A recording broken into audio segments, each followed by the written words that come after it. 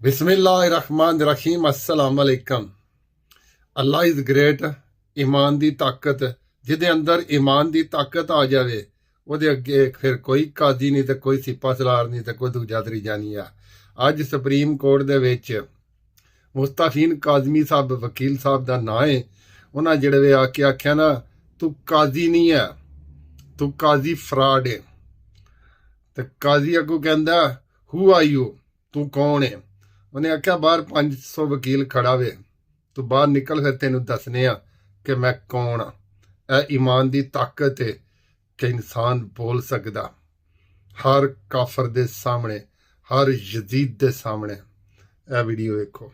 आज supreme court के अंदर काजी उल कज़ा काजी फायद ईसा, पाकिस्तान का सबसे बड़ा मुंसिफ, इंसाफ की सबसे बड़ी कुर्सी पर बैठा हुआ सबसे ज्यादा ताकतवर इंसान, उसके सामने काला कोट पहनकर वकील रोस्टम पर आता है और रोस्टम पर खड़े होकर काजी साहब की तरफ उंगली करके कहता है कि तुम काजी फायद ईसा नहीं हो, तुम काजी फ्रॉड हो।